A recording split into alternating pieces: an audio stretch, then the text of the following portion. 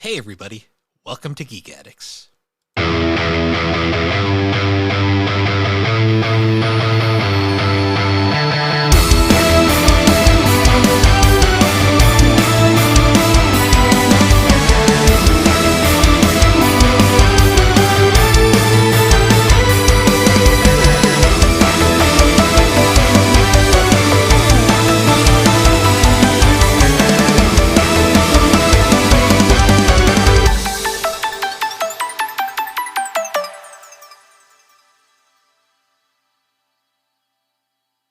Hello and welcome to Geek Addicts, the pop culture podcast where we forget every bad thing we've ever done with the end game of being able to do even more horrible things. My name is Matt. With me, he just fell out of his chair, Bill Barber. How's it going, Bill? Well, that's better than anything I could have come up with. I'm doing great, Matt. How are you? I can't complain. It's been a fairly busy weekend for me, more so than usual. Same. I had to do adult stuff yesterday, get my car oil changed, go out and do some other stuff. Fun. I had to get emissions tests on my cars last week. That was a project. Yeah, I bet. It's like better than Massachusetts where you don't have to get an inspection every year, but like you have every 2 years you just have to go take your car to an auto mechanic. They take $20 from you and stare at your car for like half an hour and then say you pass and you go. That sounds better to me. I can't tell if it's even more of like a scam than like it's state inspections or it's less. I don't know. I'd say it's less, honestly, with the because we have to do it once a year as opposed to once every 2 years. And well, they find they can find a lot more reasons to not give you the sticker, and B, it's a little bit more expensive. Than I think it's like $30, something like that, which isn't that much, but you have to do it every year. So technically, it's 60 compared to your 20. So You know what's crazy too? Like in Connecticut, we don't have any like stickers for emissions tests. Like they do it and they just send it right to the DMV and you're just like, okay. hey, whatever works. And we don't have license plate stickers either. Like it's like surprisingly kind of nice. I'm not gonna lie. That does sound pretty nice, actually. So, how have you been doing for anime and video games and such this week? Well, video games. I made an attempt to play this month's Game Club game last night because it's Bubsy 3D, and I got through 3 levels, and then my game crashed, and I said, "I'm done. I'll try again later." Yeah, that was really funny too because we were streaming while you were doing that, and you were on there, and like I was getting like the real time, like, oh, the game crashed. I guess I'll play Mahjong instead.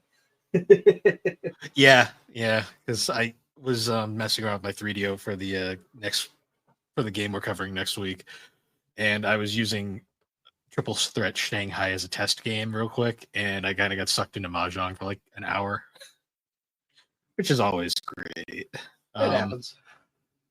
Yeah, other than that, though, I've been playing a lot of Sonic Adventure for reasons you'll probably hear in the future. And yeah, not much other than that. I've been more anime. Honestly, this has been an anime year. I'm really like trying to actually get some stuff done. You're doing a lot better than you were last year. I'm already almost at my total from last year, so yeah. And I don't think you really started watching in earnest until like September last year. Yeah, not really, because Rurouni Kenshin took a lot. That final season took a lot out of me. Yeah, that's fair. But yeah, no, my nothing super new this week. I'm still on My Hero. I didn't make a ton of progress on My Hero this weekend, like I would have wanted to. Still right at the start of season 3. It's been entertaining so far. Season 2 was really good, especially that latter half. Just enjoying that so far. I'm waiting because I know like season 6 apparently is kind of a stinker, but we'll wait and see. Or is it set? Or no, maybe it was 5. Either one of the mid seasons is supposedly kind of rough. I was gonna say because a lot of shit happens in 6 and 7. I don't remember like the exact order of operations. I watched it like all at once, so like, I like plowed through it, and I don't remember in particular like exactly when a bunch of stuff happens. But I'm pretty sure season 6 really heated stuff up. I know one of them was kind of slow, like it was a build-up season, apparently, according to what Alex told me. But I'll get there when I get there. Other than that, it's mostly been ongoings. I'll start off with the bad. The vending machine show that fell off hard. Yeah, that last episode, like they tried to make it like super emotional out of nowhere, and I'm like, what are we doing here? Like, yeah, I know. I'm like the whole time I'm watching, I'm like, it's a fucking vending machine, people. Like, I'm convinced the joke, because not gonna lie, I was actually kind of reevaluating season 1 a bit now that we've seen season 2, and season 1 kind of falls off on in the latter half as well. Like those last few episodes aren't as great as the start. well, I see what you're saying, but it's still like it still was fine in my opinion at the time because like we were still kind of like playing around with like what he can do as a vending machine, and now it just seems like it's like okay, well I can do this stuff, so this is my plan, and I'm gonna do this. Like we're not really seeing anything new out of him. I did like the waterboarding with the Mentos and Coke. That was pretty funny. Yeah, I mean, there was moments. My whole thoughts were like, I have a strange feeling. Basically, the way I think about it is, it really feels like, because the thing that made season 1 really good was the joke was really funny. The joke kind of ran its course by the end of season 1, and now that they're into season 2, it's kind of like, yeah, that joke is dead, and now we don't know what to do. So we're gonna try and do a serious show, but the problem is there's a fucking vending machine in the background, and it doesn't work. It really doesn't work, because I mean, I'll still hold out hope, but I'll give it a shot. I'm gonna keep going. If it gets a third season, I don't know, unless it has to really wow me in the future, which I'm not seeing. well, my hope is that once they finish up with this whole like fucking Reaper shit, whatever the fuck it is they're doing right now, that they'll go back to just the goofy shit. I feel like that joke is just, they've kind of done as much as they can with it at this point. Now that he can talk, the fact that he can talk is the part that bothers the hell out of me. Yeah. Well, I mean, because I mean, like the kind of like quote unquote goal that they're shooting for right now is to get all the like the special things to make him human, or at least give him the option to become human for like periods of time. And I think that has potential. Like if they make that work and just like maybe just like randomly he'll just turn into a vending machine or turn human. Like I don't know. We'll see what happens. Yeah, I don't know. Not really impressed with that one right now.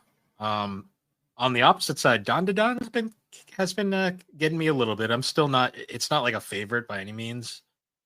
No, I still don't think it deserves the hype it was getting, but it is definitely improving. Yeah, I feel like they cut season 1 at such a weird place. Yeah. I feel like they should have just made season 1 longer, so that we didn't end at such a weird fucking spot. Because it's season 2, at least things are happening. Like the cliffhanger at the end of the most recent episode, I thought was pretty good. I was like, oh shit. Yeah, I'm really digging like Dada's doing a good job right now of mixing the goofiness and the serious. Yeah, and it has characters that are compelling. Like I do actually like the characters now. Like the start of season 1 was a little rough. Like I didn't really care about anybody for a bit there. Like I love like the schizo nature of Gigi right now. Like yeah, how it's just like how they figure it out. It's like, oh, cold water makes you the evil eye, and hot water makes you just regular Gigi. Yeah, no, that was fun. I did like that scene of what's the kid with the glasses name? I always forget the names. Okaroon. I like the scene with Okarun and Momo in the car where he is like not being subtle at all, and he is such an awkward teenager. That was cute. Yeah, that was pretty cool.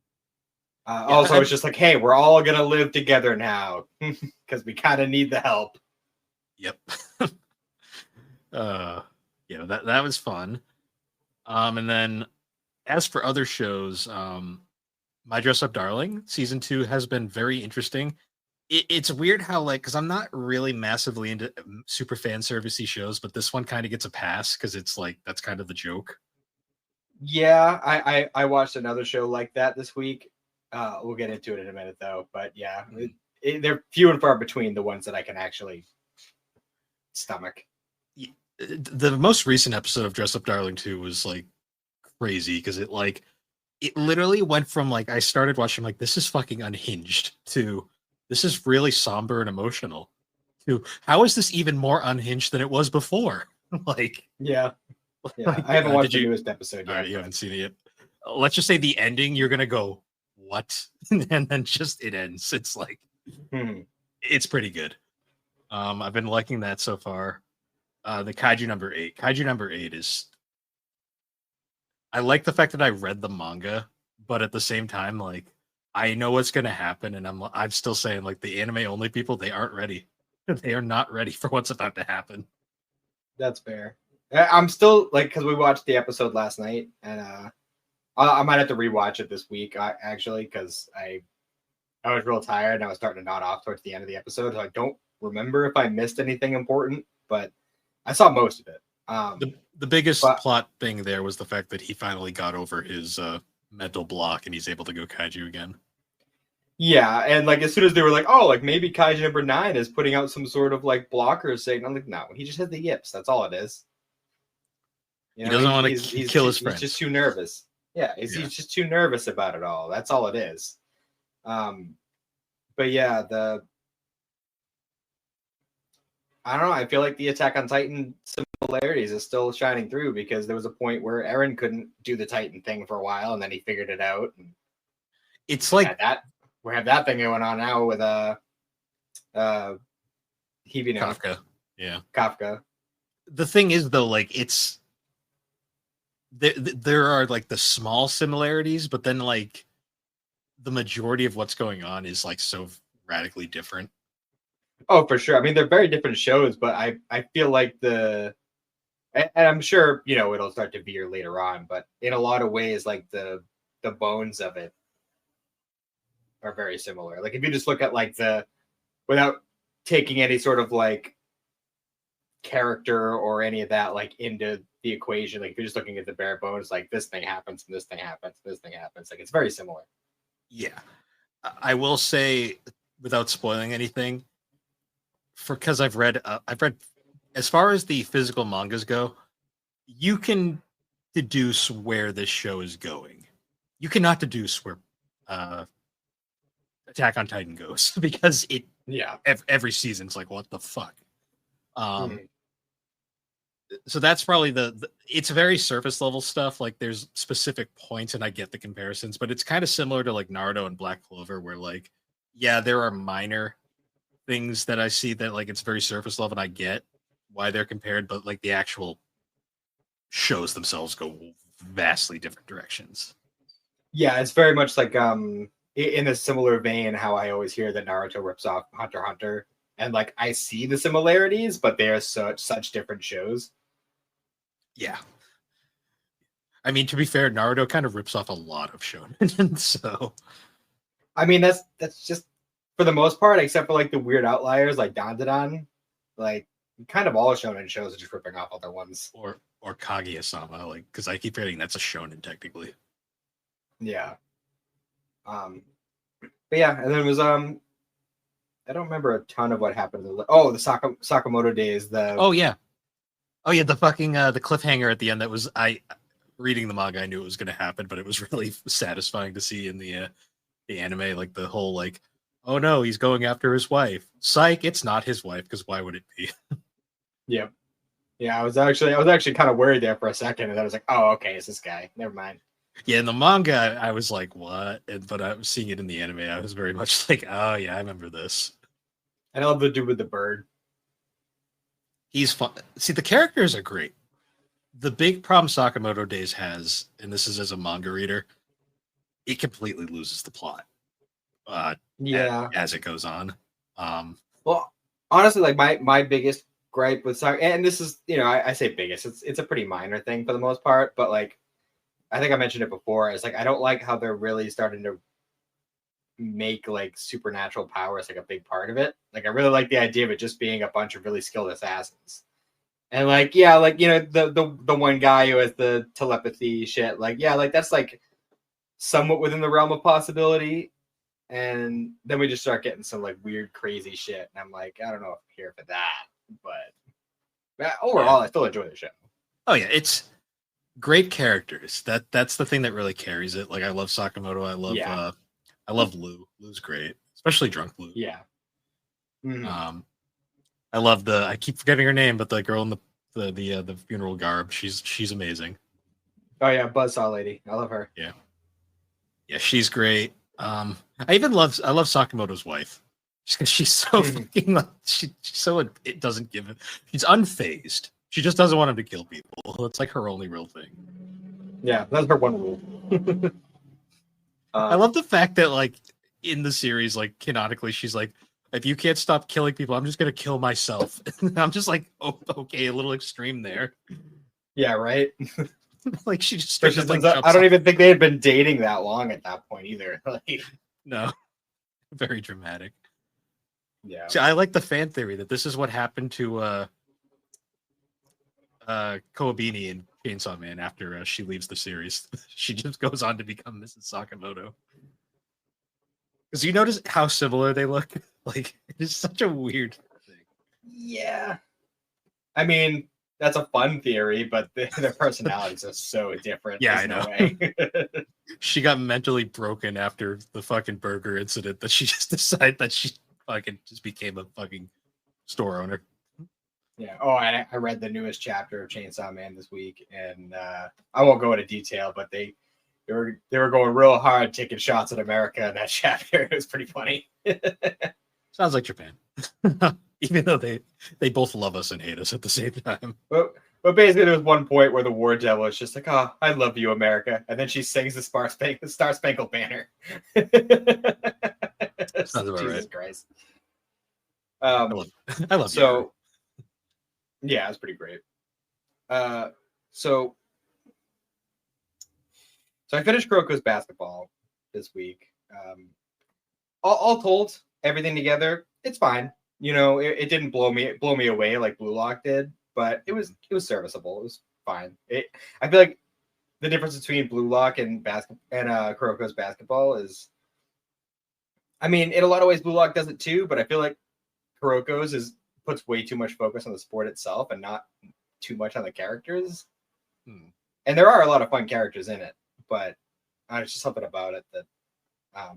Also, I've noticed that in a lot of shows I've been watching lately. I don't know the actor's name, but he played the homeroom teacher in Kimi to Doke. You know who I'm talking about? Yes. He's not a funny guy. That's why I'll keep going. I'll figure it out. Yeah, I think he had like red hair or something on that, but I've been hearing him like everywhere, and especially in Kuroko's basketball, he plays like fucking 50 people, like all over the place, and like not just that show either, but hearing him all over the place randomly. I'm like, where did this guy come from? Because I know he's been around a long time, but just like randomly lately, I've been hearing a lot of his voice, and it's a very distinct voice too. But Keith I also Silverstein. watched Keith Silverstein. Yes. I also watched Konosuba this week. So you saw that experience. What'd you think? It was entertaining. I'll give it that. Well, once you have to go into Konosuba realizing that it is literally an isekai that makes fun of isekais. Like it's the whole point is that they're joking about how stupid they are. Yeah, like to a point where it gets like really meta about it too. Like, well, yeah, because he literally the vending machine does that like at the beginning, but like this just like goes full tilt into it. Well, the joke with Konosuba is that it's like the joke is they're a party of like people that just suck. Like that is their entire gimmick, but they somehow managed to accomplish everything. Like Kazuma is like the whole way he gets isekai is brilliant. He jumps in front of he's an otaku nerd who doesn't leave his house. He's going to buy the new special edition video game. And he sees a girl about to get hit by a tractor, so he jumps in front of it. Then finds out... But he thinks it's a truck. Yeah, she finds out it wasn't actually a truck, and it wasn't even close to hitting her. It was a slow-moving tractor. It doesn't even hit him, and it doesn't even kill him. What killed him is the fact that he had a heart attack because he was too scared, and he peed himself. Yep. And then his party is Aqua, the useless goddess. What's Fire Girl's name? I don't Megamine. remember. Yeah, it's a Megamine. weird name. She only's got one power, and it's explosion. And she had an entire spin-off series that explained how she got said power. Yeah, I haven't seen that yet, but it was funny too because at one point she's like ready to just kind of like move on from the explosion thing and actually get other powers, and then he's just like, no, you just get stronger. Explosion. Yeah. And then there's Darkness. Darkness, who is competent, but her biggest problem is the fact that she's overly horny. She's a severe masochist. Yeah. And like gets off on being hurt both physically and psychologically. Yeah, like it's so much to the point where even when they succeed, they still fail. Like one of the best moments is like they end up defeating this huge thing with an explosion, but that said explosion ended up destroying some dude's mansion, so he sues them. Yep. And then they lose everything. Yeah, they keep going back and forth between being super rich and then going into debt. Mm-hmm. Yeah. The whole series, it's not fine art by any means, but when you realize it's just fucking stupid, you're like, this is great.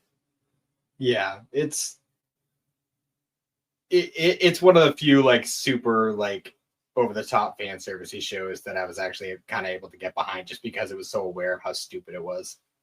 Like Kazuma dies so many times throughout the series, and every time he goes to heaven, yeah, like every 3 episodes, he's sitting in front of what was it, Ares or whatever the fuck her name is, the better goddess that Aqua hates. Yep. And then when you see like the cultists that worship Aqua. Oh yeah, yeah. I love the fact though where she's constantly like, you can go to heaven now, and he's like, nah, I want to go back, and she's like, really? He's like, yeah.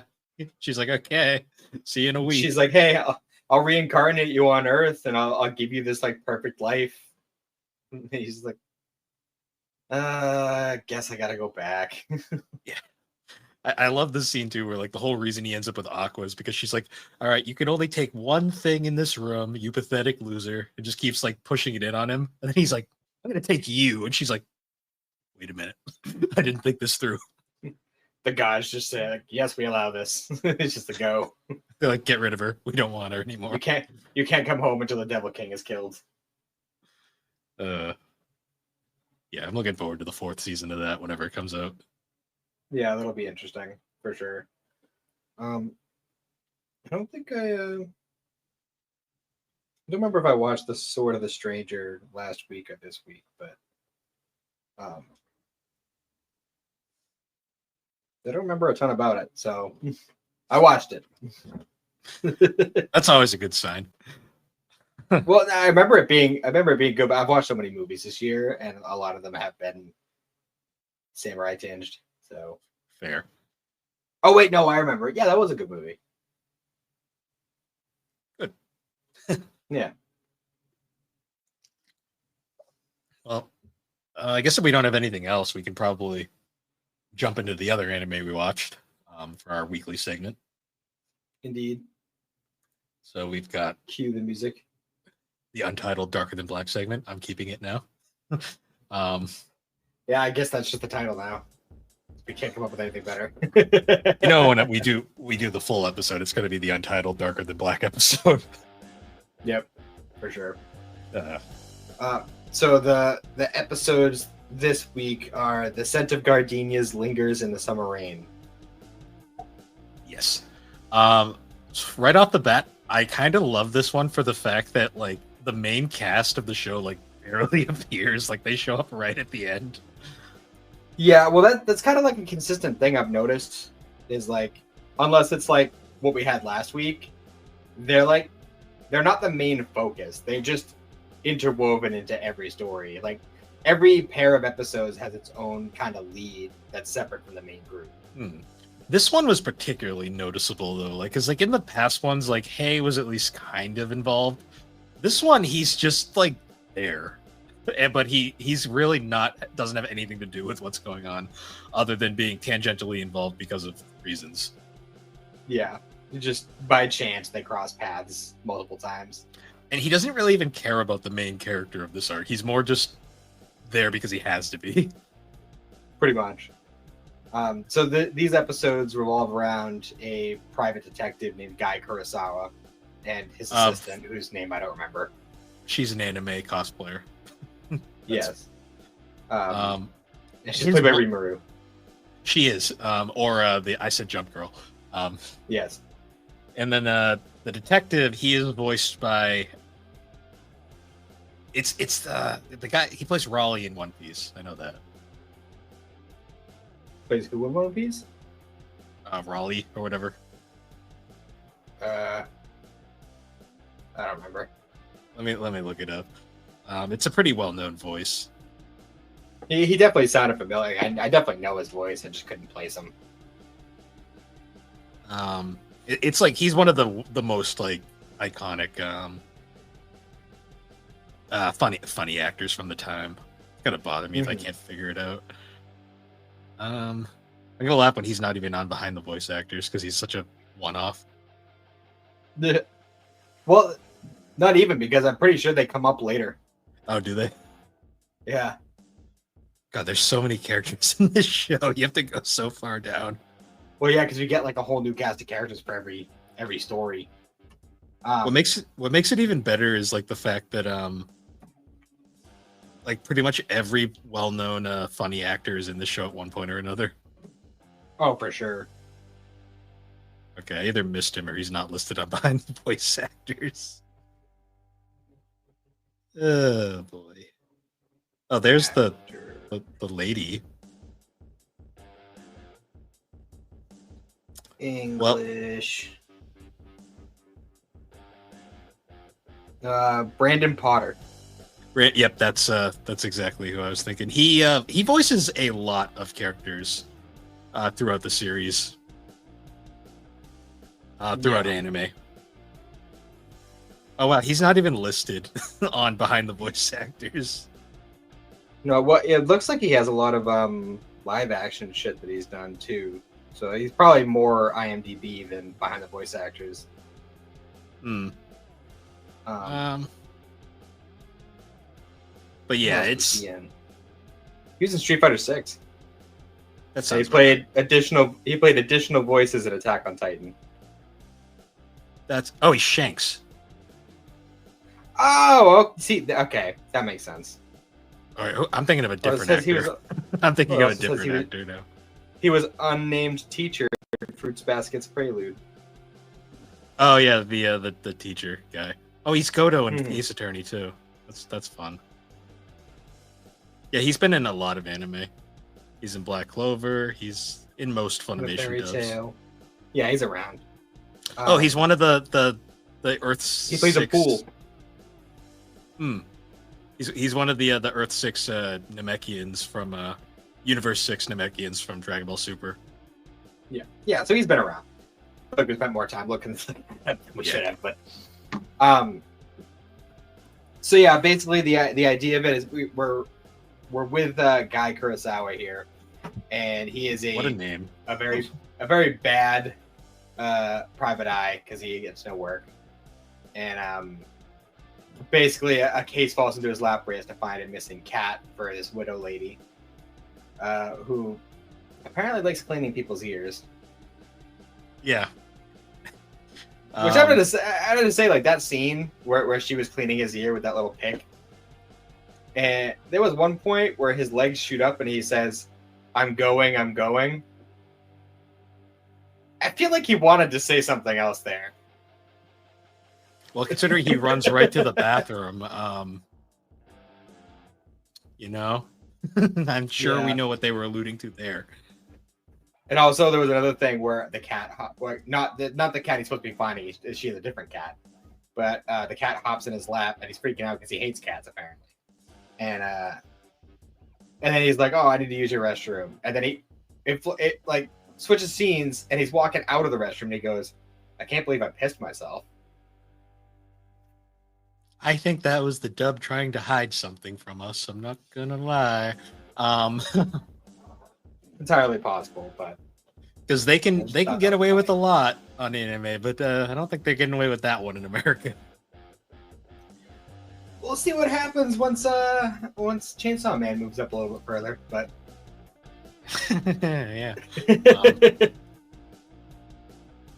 But anyways, so yeah, it's like a whole thing where he has to find the cat. So like they're searching around, and at one point, Guy and his assistant are eating ramen at the ramen shop that Hay likes to frequent, and assistant chick decides she wants to stalk him. Yeah. Well, she seems very desperate for attention. Yeah. Well, because her entire purpose, because despite being introduced as a main character at the start, she has basically nothing to do with this plot going forward. No, Guy just constantly makes jokes about her being flat-chested. Yeah. And I think we find out that she goes to like conventions and cosplays and gets photos with people. Like the one time she's doing anything is she's looking at cats and taking pictures with a bunch of kids. So yeah. And then she kind of disappears. Yeah, because she like recruited all the neighborhood kids to help find the cat. Yeah. But the widow, her late husband was like this big corporate bigwig for like a perfume company. Yes. And he has a smell fetish, apparently. Yes, and when we get a look at him, we go, I see. She's clearly with this guy for his money. Yeah, for sure. But at the same time, it also makes you kind of wonder it a little bit because she gets super jealous because, say, he had left, or no, his first wife had like found out about them and then divorced him, and like, it was a whole thing where like she took his house and a bunch of his money and stuff. But like, apparently, it was like a whole thing in this where like he loved the scent of his first, like her natural scent of his first wife, but he hated the scent of his second wife. And she like really held a grudge about that. Well, I mean, he basically I mean, kind of makes sense. It's like, yeah, you're hot, but you smell like shit. It's like, yeah, how would you feel? It's like, I mean, there's a fine line between smelling like shit and just not having the smell you want. Yeah, it's like, I don't know. Just the way they imply it, it's like, damn, that guy was ruthless. Yeah. But we also saw at the beginning of the episode, we saw the weekly contractor who was a body snatcher because he was taking these little like samples of maybe perfume. They looked like perfume, but I don't know if that's what they are. And like he body snatched some dude, made him stand up on a rail, and then switched back, and the dude fell to his death. Yes. And didn't Hay attack him at that point, or was that later? That's much later because Hay like doesn't appear until that restaurant scene. Either that. Oh yeah, it was a restaurant scene because the next time we see him is when Guy is looking around the widow's house, and he just keeps in running her library stocking books. Yeah, he just keeps appearing randomly. Yeah, because that there becomes a bit of a plot thing with this week's contractor and then the cat. I'm forgetting his name right now. Mao. Yeah, Mao. Because they both have the same ability, but Mao is stuck only being able to switch between animals for some reason. Yeah, because his power is specifically he can inhabit the body of animals, whereas the guy thereafter can switch with people. But they both apparently had the unfortunate event of having their real bodies die while they were elsewhere. So they're both stuck just body hopping. I guess Mao's just cool with being a cat for most of the time. Yeah. But, the dude's always smelling a sock. Yeah, because that's his price, I guess. Like, well, they lead you to believe that at first, but then it's implied he might just be weird. Well, the last thing he's doing as he's dying is trying to sniff the sock, but like he didn't use his power, and it's I don't know. It's kind of implied that like that the sock belonged, or was it the sock that was on his original body, and it was like that smell was like the only tie to his actual body that he had.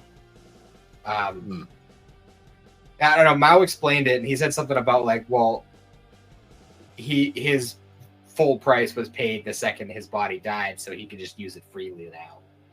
Which makes sense because when we see Mao switch into the bird, we never see him pay a price. Yeah. So I guess that makes Yeah. sense. Or maybe the price is they lost their original body. Yeah, it could be. Also, I love that he switched. Like, so at one point, Mao, like, I guess his like cat brain just kind of took over for a minute, and that's why he was lost in the first wife's house. Hmm. And then Guy was looking for the cat, and he thought that that was the cat, so he took him and put him in a cat carrier. And then discovers the dead body of the first wife. Yeah, the ending of the first episode, that was like kind of a shocking end. I was like, holy shit. Yeah. I get that they kind of imply like the reason he didn't notice because of all the trash everywhere. It probably was pretty rank in there, but I'm like, I don't know. Dead bodies probably smell a lot worse. You feel like someone would have noticed? Yeah, there was a lot. Like, there was like a mansion, and like every inch of it was covered in trash bags. So I mean, I feel like that would probably cover up the smell. Maybe. They're also, you think somebody would have noticed though, like from outside or launched a. Well, I mean, we find out later that people did stumble in there, but At least one person did. Yeah, but like she was straight up like she had been there a while, like because she was just bone by that point. I think they said it was about 6 months. Yeah. You think there'd be bugs or something, but anime logic, anyways. Well, at this point, I feel like 6 months sitting there, and let's be real, there's probably animals in and out. She probably got eaten. Let's be real. Yeah, but yeah, that was definitely a wham shot ending for sure. Yeah, but then so yeah, like he gets the cat, and then he brings the cat brings Mao to the wife, and she's like, yeah, that's not my cat. He's like, but it looks just like him. It's like, she's like, no, it doesn't. He's like, no, my cat looks way cooler than that one. Oh yeah, we haven't mentioned too the best character in this episode. You have to remind me. The maid. Oh yeah, the maid, the creepy maid that just kind of slinks behind the doors. Yeah, just like just shuts the door. But then might have especially when she gave him the cat, like when he was trying to leave the cat there, and she like hands him the cat, and he's just like, I want this cat, and she's just slam. Yeah. The payoff at the end though is priceless. Yeah, for sure. So yeah, he takes the cat, and then well, I didn't mention, but he bumped into the body swapping guy, and they both have the same coat, and he accidentally took his coat. Oh yeah, and the whole reason he wanted was because of the goddamn sock, and then the other stuff too. That was probably also important. Yeah, the sock and the little vials of whatever the fuck they are that, according to Huang, apparently have something to do with the gate, but we don't know what. Yeah, it could just be nothing. But yeah, so like the body swapping dude approaches Guy because he's just like, dude, you took my jacket by mistake. But Guy is like, oh, you must be in on this. Oh, there was a contract to kill the first wife and all this. And he was like, look, I don't have time for this shit. I'm just gonna take your body. I know, right? And then we're done here. he just straight up wanted the goddamn jacket. I'm like, dude, just give him the jacket. Yeah, he's just like, no, dude, look, you took my jacket. Like, what do you want from me? I couldn't pay my bill because all you have was like a sex shop coupon or whatever the fuck that was. But so he ends up stealing Guy's body, and during the scuffle, Mao's carrier gets dropped into like the river. Yeah, it's like half in the river, like almost in the water. And they have like, actually, I love the whole thing where like Guy's in there talking to himself, and he's just like, hey, I guess I could just throw this thing in the river. I don't really care about cats. And Mao's just like, hey, that's animal abuse. What are you, some kind of sadist? And he's like, who said that? Yeah. So then eventually he steals his body, and like Mao decides, oh, I can double this. I'll steal this bird. And he like steals the jacket from him and flies away, and he's like taunting him, and then flies directly into a fucking bridge. No, it was fantastic too, because it is literally saying, I got your jacket. Guess you should have been paying more attention. And the second he says that, he slams into a wall, and the bird's body is just fucking broken on the ground. Oh, yeah, that bird was dead. Like there was no surviving. Nope, that bird was fucked up. But yeah, then he goes back to the cat body, and then Hay shows up, and there's a scuffle. Yeah, and he actually like he does a pretty good job taking him down, and then he switches over back to his original body, and then they fight a little bit, and like, hey, like he's making eye contact with him, and you think like he's about to get his body swapped, and Mao jumps up and saves him and breaks the contact. So yeah, which is interesting too, because it's also like one of the rare times Hay doesn't have his mask for it to get inevitably destroyed. Yeah, it figures the one time he doesn't have his mask is when he's going up against somebody whose power is based on eye contact. The way he captures Guy when he has Guy's body is pretty fucking gruesome. His fucking neck grabs him with the fucking wire things. Yeah. But yeah, then the things move on, and we has also a meeting. Huh? Well, the whole reason he gets away is because the body ends up falling and knocking Mao into the river as he's running off, and he's like, I have to save the cat. Yep. And I like the implication he just leaves Guy floating in the river. No, I'm sure he was fine. Well, because he says the next morning when Guy comes back to it, he's like, why the hell were you like floating in a river? He's like, I don't know. It's kind of happened, man. I don't know what to tell you. But yeah, then Hay is having like a meeting with Mao and Yin, I think her name is. 1 sec. Okay. Yeah, he's having a meeting with them, like just in a playground, like they're just sitting on a slide. And we actually learned that apparently Mao has to be connected to some sort of server, or like upload regular programs or whatever to make up for the missing parts that a cat's brain doesn't have. So if for whatever reason he gets disconnected from that server, the cat brain will just kind of take over, and he'll just be a cat. Yeah. It's bizarre. Which is a pretty fucking stressful thing to live with, I feel like. I do love that he makes the joke though about like the reason why he stays in the cat bodies because he can get away with just lazing around all day. Yeah, that's fair. I mean, realistically, he'd be able to do that no matter what animal body he was in. But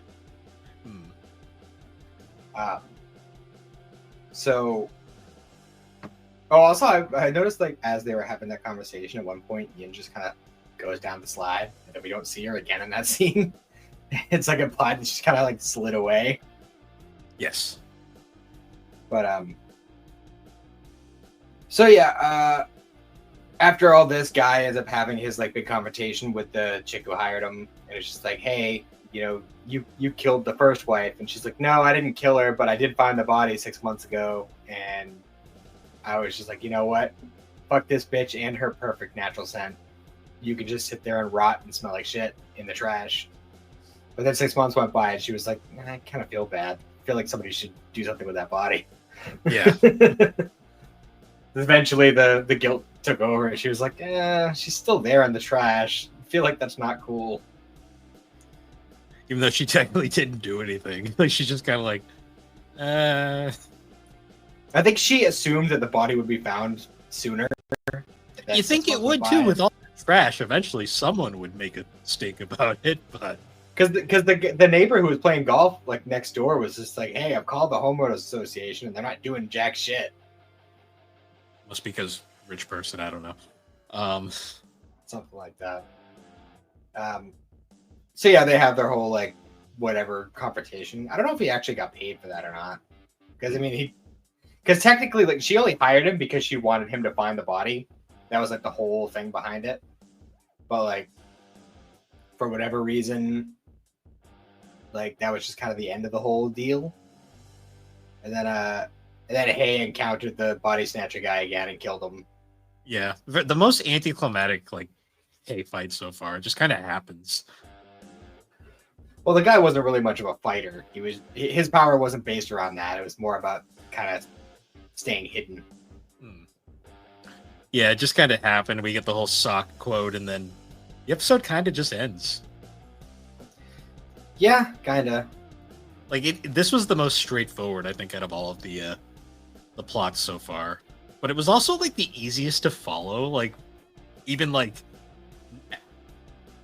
even like just kind of at a first glance, like this one like really was like kind of like the most like beginning to end. I was like, by the time we got to the end, I was like, I got that. Okay. Like the other ones, I kind of had to think about. I liked how it was a lot more. I liked how it was a lot more light compared to last week's. Last week's was pretty heavy. Oh, the last 2 weeks were pretty heavy. So yeah, that's true. So it was nice to have like a lighter story in between there.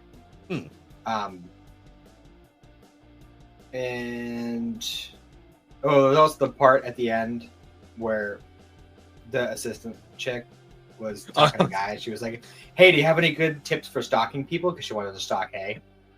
And his response is, "Get bigger boobs." Oh, we also had the last scene with the maid too, where the maid kind of has a thing for Guy all of a sudden.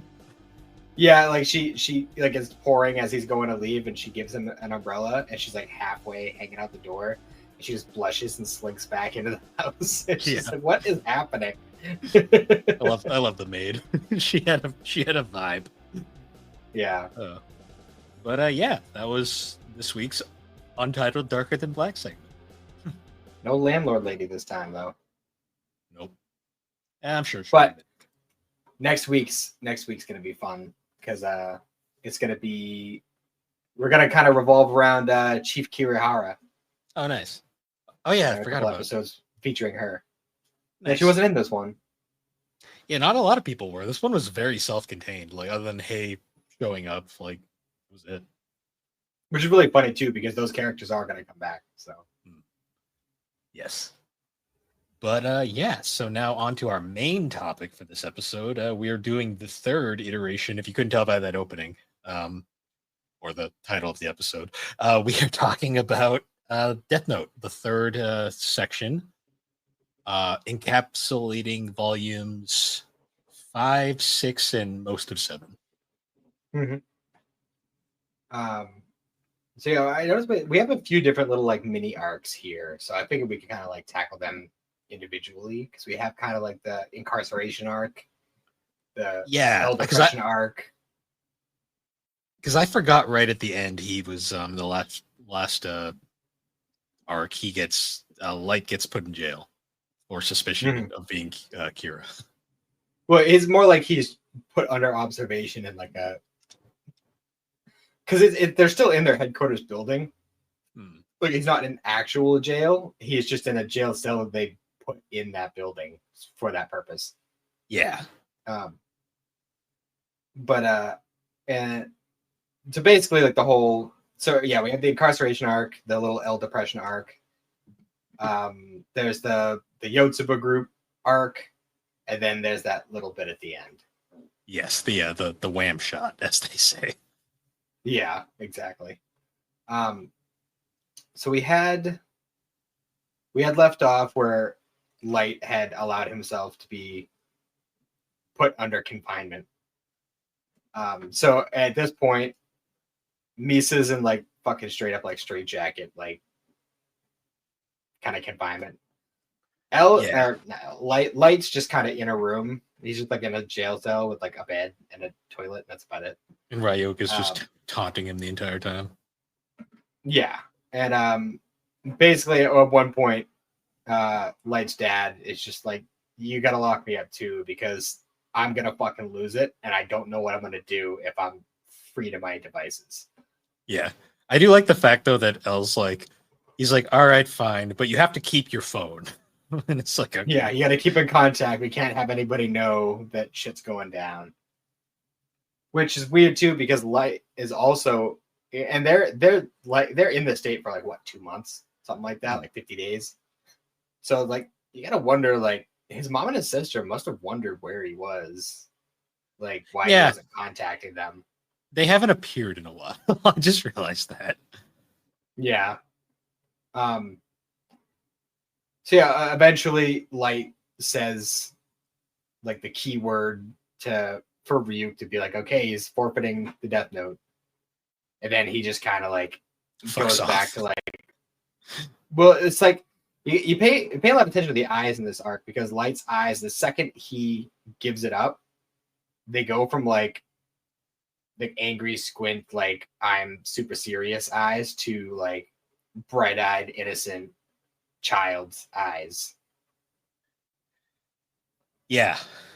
And like I feel like this arc does a lot for Light's character because it really kind of shows like a what could have been kind of thing for him. Yeah, because one of the things about Death Note that's been very fascinating to me is the fact that there is no fucking there's a protagonist, but there's no heroes in this story. No, if there is a hero, he's the antagonist. And spoiler, by the end of this episode, he's dead. Yeah, and even then, he's not much of a hero. Even then, yeah, that's fair. So yeah, like they're trapped in there, and like 2 weeks go by, and all the killings have stopped, and they're like, okay, so this pretty much this settles it. He's definitely Kira. And then people start dying again, and Elle just kind of chooses not to say anything, and just continues to have them under confinement for like a month and a half. Elle's decisions through these arcs is very odd. He makes some strange choices. I can kind of understand where he's coming from because he's also under the mind that like he's never wrong, and there is proof of this because well, first of all, we as the readers know that he's not wrong. He is absolutely 100% correct. Oh yeah, but when you look at from the perspective of people in universe, it's like you could see that if you were in like the shoes of the other task members, you'd say, yeah, he's being unreasonable. Yeah, well, because the thing with Elle I've noticed is Elle's whole thing is like he's always like 3 steps ahead. The problem is Light's like always 5 steps ahead. Mm-hmm. So it's an interesting dynamic there. Yeah. So, you know, it gets to a point eventually where everyone's just like, all right, dude, like, come on. Like, it's been over a month. People have been dying every day. Like, it's definitely, he's clear. Like, there's nothing else to say. You're just being stubborn and letting more people die when we could be searching for the actual guy. So ultimately, they call Light's dad up and they say, hey, come back to headquarters. We want to talk to you about this idea we have. And basically, like, Elle has like this one like final like big thing he wants to do to kind of like at least say he made the effort, you know, to try and flush him out. And we do this whole thing where Mr. Chief Yagami, he picks up Light, and then they go and pick up Misa, and they're both handcuffed in the back seat. And he tells them that he's driving them to their execution. And needless to say, they're not happy about this. They're freaking out about it. Like, Misa's losing her mind. Light's like, this doesn't make any sense. Elle doesn't work this way. This isn't right. And they go through this whole thing where like he pulls off to the side, and then he pulls out his gun and he says, all right, Light, I'm your father. I failed you.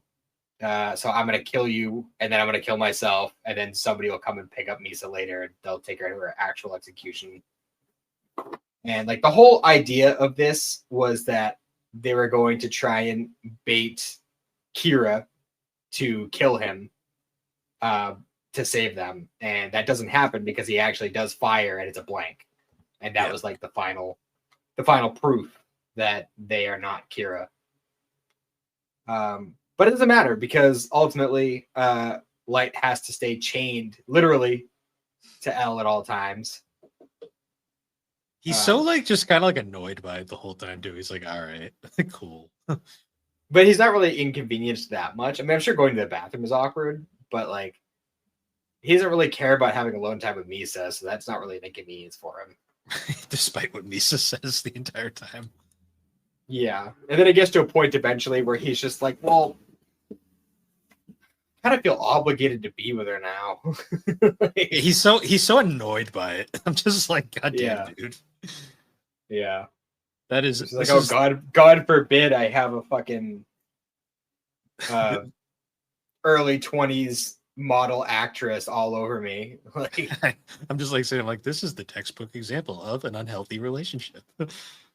Yeah, no shit.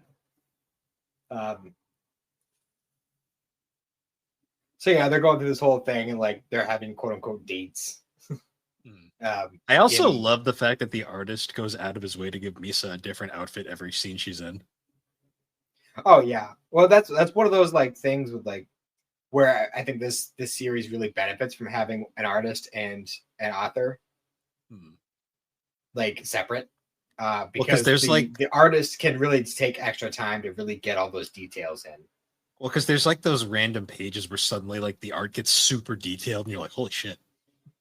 Yeah, there's only like a couple of characters that I feel like have like the kind of stereotypical anime face, and then like everybody else has very unique like face structures and hair, The and way he like the draws the clothes have a lot of eyes. detail. Cars and motorcycles and stuff are drawn very detailed. Like there's a lot of stuff like that that I noticed. Like the art in Death Note is just so above and beyond. It's different. It's got a look to it. For sure. But yeah, they end up having like this is where we kind of get into like the L depression arc, because like he's kind of down in the dumps about like, well, I I was like 100% sure that you were Kira and that you were Kira, and now here we are, and I kind of just feel like there's no point in doing anything, because if I find the next guy who's Kira, then it's just going to be somebody else after that, and it's just going to go on forever. So like, why even bother? And like gets real mad about this, which makes sense because I mean, in his mind, because throughout the vast majority of this reading, Light and Misa don't remember being Kira. So as far as they're aware, like they went through all that shit for nothing. It's like a weird thing where it's like they're kind of like in this weird like state of like separated from the events that are going on right now, but they're also still kind of connected. Yeah. And there are obviously like there's a bunch of points that like don't make sense without those memories. Like the whole like Misa saying, "Oh, I saw him here on this day, and I was love at first sight, and I tracked him down." And but like without the memories of the Death Note, it's just kind of like, well, yeah, there's some blank spots that day, but that's fine. Like that doesn't matter. Yeah. But then, like, yeah, Light gets real mad at him for saying that, and they just start brawling in the fucking room. Yep. I love it too because I love how Light punches him in the face and he flies back, but because they're chained together, he also goes flying. I think L was just being a little dramatic at points too. Yeah, and there are a bunch of things in here. Like I am enjoying reading it, but there are like little flourishes they add in the anime that I do kind of miss reading through it. I'm gonna have to watch the anime after we're done with this, and we can do an episode on the anime after. I'm totally up for that because there are a lot of things that I'd like to point out. Like for instance, there's this one little bit when they're talking about the detectives, like when L's like, oh, I think Watari called them up and was like, hey, Geraldo Coyle was hit up because these guys want him to find out who L is. And everyone's freaking out like, oh my God, like this is awful. He specializes in finding people, and this is terrible. And Light's like, nah, it's cool. He's me. He's just like, no, the top 3 detectives in the world are all just me under different names. Yeah. And then like there was a scene in the anime, like it was just like a random little one-off thing where like I think I forget which one of them it was. It was either Aizawa or Mogi, but they were having this conversation about it. And he's just like, oh yeah, like I'm all 3 of them. You know, we keep that under wraps, but this is a thing that I do just in case something like this happens. And he hands one of them a strawberry and he goes, I'll give you this strawberry if you keep it a secret. And he goes, oh, and he puts it in his pocket. And they just move along from there. And it's just like those little flourishes in the anime that I absolutely love. I do love the scenes too where like L's at his computer, like doing something, and Light's still chained to him. And you got like L in his like gremlin pose on the chair, and Light's just standing like, what the fuck's wrong with this guy? Yeah, for real. So yeah, they have their brawl, and ultimately they end up like just deciding to leave it as it is. And it's not the only time they have it, because they have another little exchange later. Yeah. But ultimately, Light ends up doing a bunch of research, and he finds that there were a few deaths that were from people who weren't criminals technically, At least not criminals in the way that we think in this context. And it seems like each one of them died, and one specific company benefited immensely from their deaths. Convenient. Yeah. So he shows this to Elle, and he's just like, "Hey, like I think we got something here." And basically, they're able to boil it down to like these 8 guys. The big roles in the company who are very likely behind it, and we don't know which one of them is the current wielder of the power, but it's pretty much like a group effort, I guess. Out of curiosity, did you have any guesses on who it was before it was actually revealed? No, I was completely lost reading. I'm not gonna lie. I did think it was interesting because I saw somebody say something about it online. But when you're reading that bit, and when we first get introduced to the Yotsuba group, and you get that big 2-page spread where it like kind of does like the Brady Bunch kind of blocks with each of their faces. Yeah. And only 2 of them aren't sweating. Like almost like 6 out of the 8 have like the little like nervous sweat bits. The only 2 who don't are Higuchi, who is the guy, and the long-haired dude who ends up kind of like being a double agent for Elle. Yeah. It's interesting. So that was kind of a little bit of a hint. I don't know if they did that on purpose or not, but maybe. It's written that way because this is a dense fucking manga. Yeah, for sure. So I'm trying to think what happened from there. I think when Misa was released, they had Matsuda stand in as her manager so that she would always have eyes on her. Because, despite the fact that they've technically been cleared, quote unquote, Elle still is under the impression that they were still acting as Kira, whether they were aware of it or not. So that's why they're both still under surveillance. Yes. And so, yeah, they're able to boil it down to just those 2. And then eventually they get the notification that Geraldo Coyle has been hired to find Elle. There's a whole reveal like, oh yeah, top 2 detectives, they're all me, just different names. And they end up calling up a couple of criminals to work on their team with them. It was Iber and Weddy. Iber is a professional con man, and Weddy is a thief. She's like a fucking,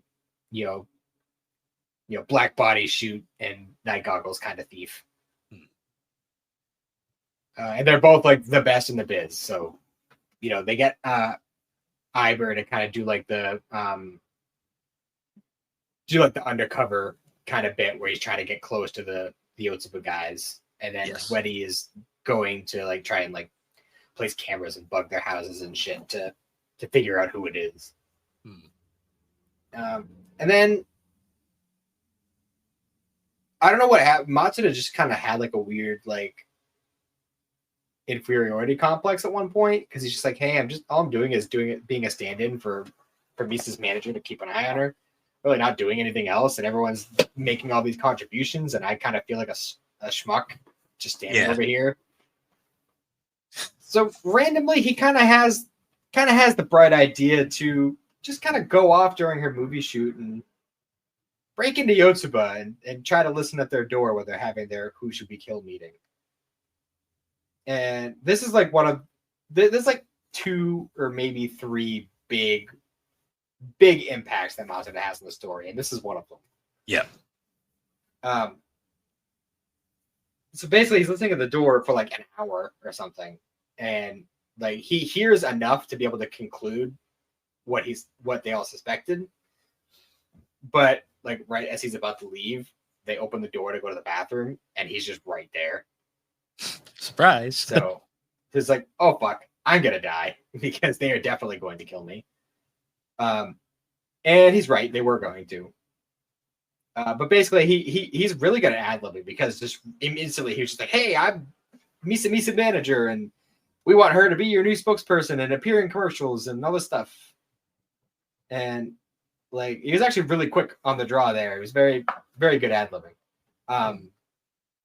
Well, basically, it was able to arrange it so that Misa and a bunch of models from her company all kind of come over and actually they're all at the headquarters.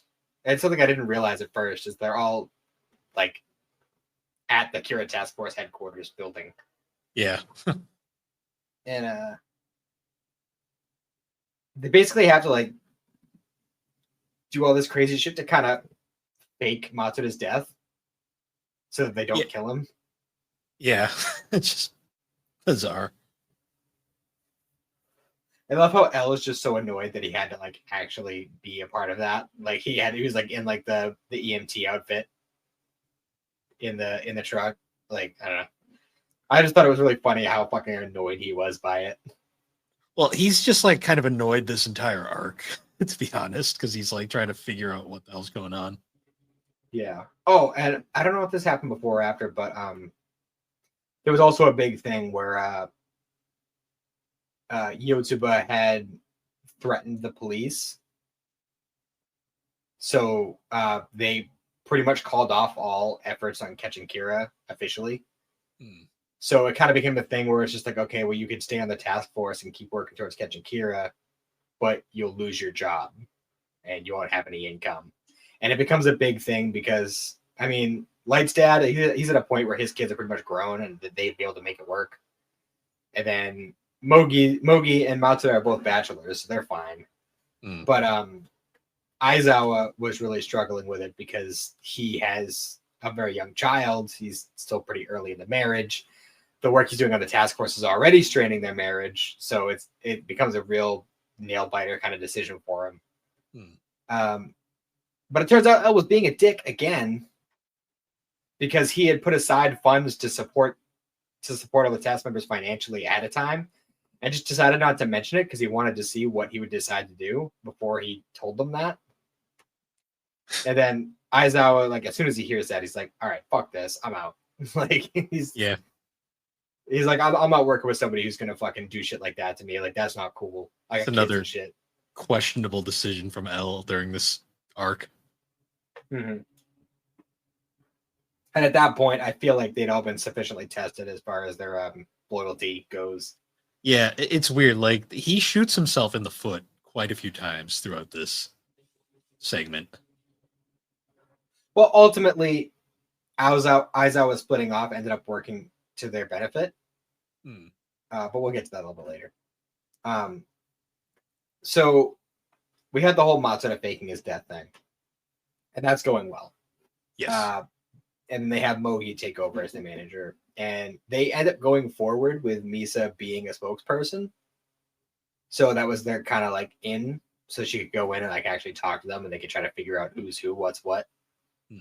And Iber is actually a part of that whole bit because by this point he's met up with them in person. Yes. So he's actually running the interview, and they like practiced it ahead of time. But then at one point the questioning gets really intense, and they're like, "All right, let's call a break. We'll hit the bathroom, whatever." And then Rem approaches Misa with a piece of the Death Note and touches her with it so that she can see him or her, because that is actually brought up, and Rem is a female. Oh yes, yeah. And then Rem like explains to her the whole situation, like, "Hey, Light's Kira, you're the second Kira. You both forgot. Here's what's going on. When you go back, I can't physically tell you who it is, but you'll be able to figure it out when you walk back in because you can see who I'll be standing next to." Yes. And that's how they figure out who it is, or it's how she figures out who it is. She has to kind of trick him into admitting it so she can record it later, so they're not like, "Hey, how did you know that?" So, like, Misa's actually pretty smart in this whole thing. Misa is a very complicated character, as I've noticed. Yeah, very problematic in a lot of ways too. But well, to be fair, most people in this book are kind of problematic. Matsuda is a perfect angel. Well, there's a few exceptions, but there is a lot of. I mean, it helps that the series protagonist is literally also the villain. So, yeah, it does kind of put a big gray film over it all. Yeah, The whole time you're like, who do I root for in this show, in this series? So ultimately, Misa ends up setting up dates with. Well, she set up a date specifically with Higuchi, but she was playing it off like she was going to go on dates with all of them to try and figure it out. But she knew it was Higuchi from the start, so she went with him first. And she got him on a recording saying that he's Kira and like saying like, hey, I'll stop killing criminals for such and such amount of days, and that'll prove to you that I am Kira, and then we'll get married because fuck it, why not? Yeah, that scene was so fucking bizarre. I'm like, okay. Yeah, and he goes real hard on it in the anime too. It's one of the reasons why I definitely think we should do an anime episode after the fact, because I think it's definitely worth it. So after that, they get to a point where they're like, all right, so we're going to focus specifically on Higuchi. Oh, and they had also contacted the long-haired dude. I don't remember his name. But they contacted him because they thought he was unlikely to be Kira, and pretty much got him as like their inside man. Yeah. And they end up coming up with this whole plan because they still want to know how he kills. That's like a big part of it. So they have to come up with this big, huge, convoluted plan to make that happen. Yeah. So essentially, they decide to do like a fake broadcast with Yatsuba, with Matsuda as bait, because they all think he's dead, but they're gonna have a whole thing where he's behind like a screen talking about how he knows who Kira is, and he's gonna reveal it at the end of the 3-hour special or whatever. And then they have like the little screen fall down for a second so they can see who it is. They're like, "Oh fuck, we thought he was dead." So, and Higuchi, he can't just tell the others like, "Hey, this and that, blah blah blah," because then they'd know that he's the guy. Yes. So basically, he has to run on this wild goose chase trying to find his real name. Ultimately, they end up kind of cornering him at the TV station, and he actually gets a shot off and hits Light's dad in the arm because of course he also has a gun. Light's dad just seems to be like the glutton for punishment in this series. Yeah, kind of. And he also made the eye trade as well, like during this whole bit. And then they end up chasing him down the highway, and eventually they hit like a big police blockade on the highway, which was actually arranged by Aizawa and the other guy who left right when they were going to meet Elle. I don't remember his name. Yes. But they had kind of like made like a secret anti-Kira movement within the police force. And they were able to mobilize a lot of people through that once that time came. So that's why I say like it ended up working out ultimately that Aizawa left. Yeah.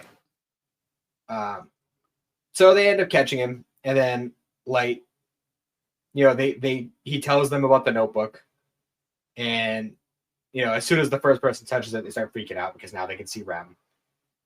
And Elle gets it, and he's like, "Oh, look, yep, there it is, Shinigami. That makes a lot of sense." And he's like, he's stuck in his thoughts because he's trying to piece a bunch of shit together from all the stuff that happens up to now. And Light's like, "Hey, I want to see it," and grabs the notebook, and just starts screaming because all the memories are coming back. Yeah.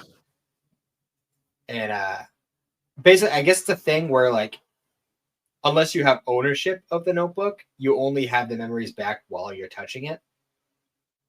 So he had to like set it up ahead of time where he modified his watch so that it has like a hidden compartment in it where he hid a tiny piece of the death note and a needle so that he could poke himself with the needle and write Higuchi's name in blood so that the ownership would transfer to him and he wouldn't lose his memories, even though the task force was going to have the notebook from this point on. Yes. Always 5 steps ahead. Yeah. Like he put a lot of thought in this plan. So now we're at a point where Light has his memories back. Misa doesn't have her memories, but she's aware of the situation because she was told.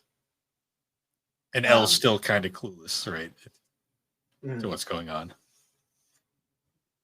Kind of, sort of. I definitely think he suspects, but there's not a whole lot he can do at the moment.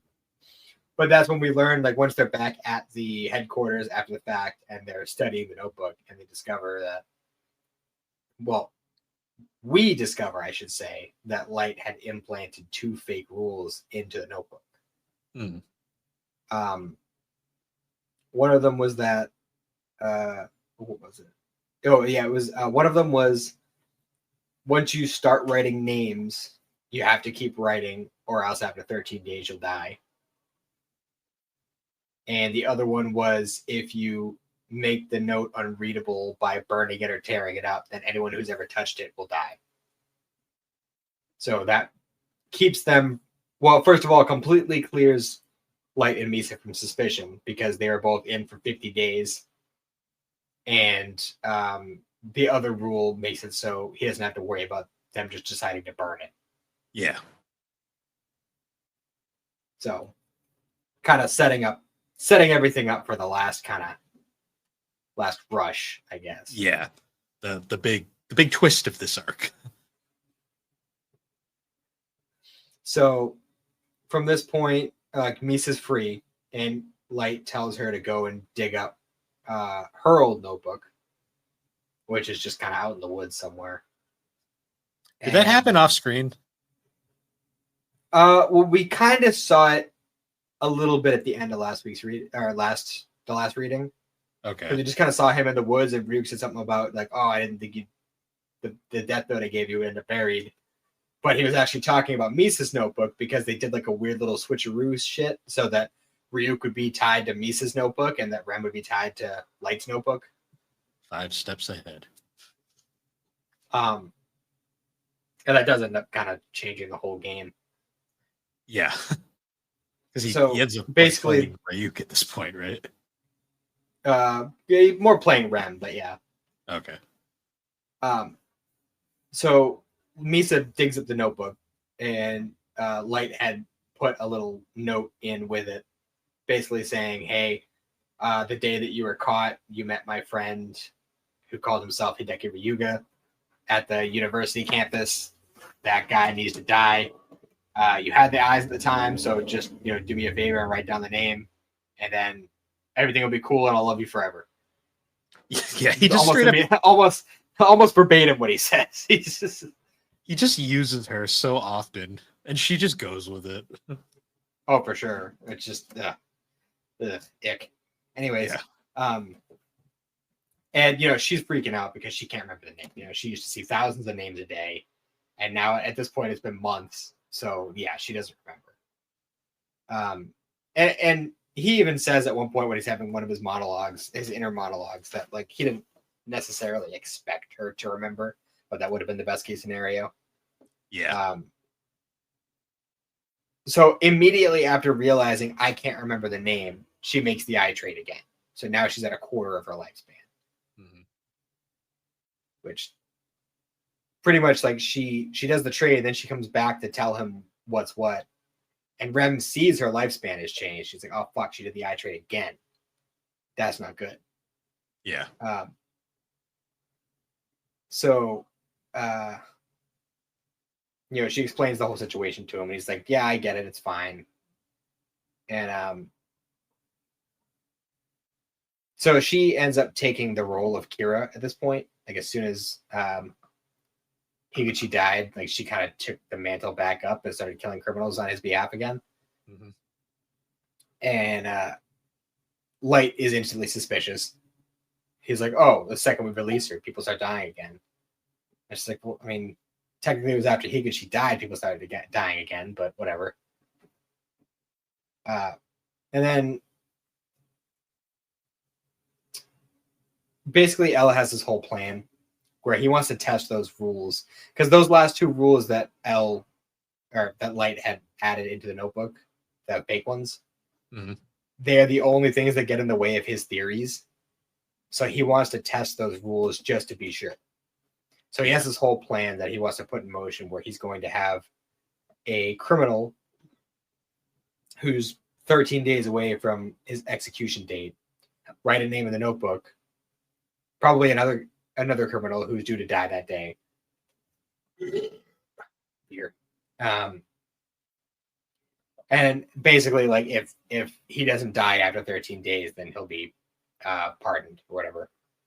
And as soon as Rem hears this, he says, okay, so now it's only a matter of time. Like, Misa is definitely going to be caught if things stay the way they are. So that's the point where Rem's like, okay, well, I guess I'm going to die, because she writes Watari and L's names into the death note. And that's that. So Rem just instantly starts like disintegrating. And we get the really dramatic L falling from the chair. And you see, like, him looking up into Light's face, and Light's got like the evilest fucking sneer on his face looking at him dying. Yeah, he's like it was me, bitch. Fuck, I was right. He's like, fuck, I was right. I was always right. I knew I was always right. And just hoist by his own petard, as they say. Yep. So now Ellen and Watari are both dead. I was legit kind of surprised when I read that, because I was like they really kill him off in volume 7 out of 12. Yep. I was like, damn. Ryuk also comes back right at the end, because he straight up is gone for most of this. Yeah. Well, like I said, because he was tied to Misa's notebook, so he wasn't going to come back up until he was up in the Shinigami realm until Misa picked up that notebook again. Yeah. And even he was just like, it's been so long. Give me an apple. Yeah. You have to say it in William Dafoe's voice, though, because that's just how it works now. Yeah. So yeah, they die, and Light's like, okay, like, now we can start building our perfect world. And yeah, he's like, they made Light the new L, so he is taking the L mantle. So now he's working as both Kira and L. Of course. Because 5 steps ahead. Mm-hmm. It's like amazing how like all of this, like, he suddenly becomes more powerful and more evil. Yep, pretty much. Yeah, I was not expecting it to end that way. Yeah, and we still have, what, like 4.5 volumes left, give or take? 5 more full, and then the rest of 7. And we have to talk about 13 at one point, because 13 is such a... And the short stories. Well, I was going to say, like, the only part in 13 that's really worth having a whole conversation about is the pilot chapter, but that's also in the short stories volume. True. So, other than that, it's all just character bio shit, which, I mean, I'm sure we can mine some stuff, because there's, like, actually a lot of information about some of the Shinigami that is up in the Shinigami realm that we get from that book. I just find it really amusing that because of how dense and complicated the series is, there's an entire extra volume dedicated to, this is how you read this shit. Just something it's funny about that. So yeah, that's pretty much the conclusion of this section. Yeah. We lost our big antagonist, and now it's kind of just like, all right, what do we do from here? We lost our big antagonist / hero. Not sure. So now it's like, okay, so what kind of obstacles is Light gonna have from this point on? And you really remember nothing about what happens past this point. No. Okay. So this will be fun then. I think we'll probably be able to get 2 more sections worth out of the main story. Like, I saw Death Note back in the day so long ago that, like, literally I forgot L dies like this early. Yep. Also, I love the cover of volume 6 has Ryuk like right on it, and like he doesn't appear at all in that volume. Yeah, right. I feel like he's just kind of like the mascot of the series. Like, yeah. I mean, like, pretty much every piece of like promotional art has Light, L, and Ryuk in it, and I'm like, well, L's gone halfway through. That's kind of ironic. For sure. But yeah, that was a fun one. Definitely looking forward to when we get back to the world of Death Note. But next, I believe we're going back to Dragon Ball. Yeah, for the next manga one, yeah. Okay. So that's good. Did we plan what our next topic's gonna be yet, or are we still gonna figure that out? I think we still gotta figure that one out. Okay, so we'll do that off screen. But in the meantime, I would also like the little update for the show. We now have custom thumbnail art for all the episodes, so that's fun. I like it. A little more personality, and I'll do more promotional posts now for the show. In the meantime, but yeah, I guess other than that, though, once again, guys, thank you for joining us on Geek Addicts. You can find Geek Addicts on all the major podcasting platforms, particularly Apple Podcast and Spotify. And be sure to check us out over on the Superpod Network. That is superpodnetwork.com. Awesome site where you can find all sorts of different videos, games, blogs, all sorts of no, there's no games. I don't know where that came from. Videos, blogs, and podcasts. If you do, we also have the current Super Game Club where we're playing Bubsy 3D. Thanks, Tony. Actually, no, thanks everyone who voted. That's what I should really say. Even though those choices were diabolical for the poll this week. I think Thrax probably going to win this month because he got pretty far already. Yeah, maybe. I don't know who's even started yet. I know Thrax has, and I know I have. And my game broke already, so I'm already probably behind. But either way, anyways, guys, once again, thank you for joining us. We will see you all later.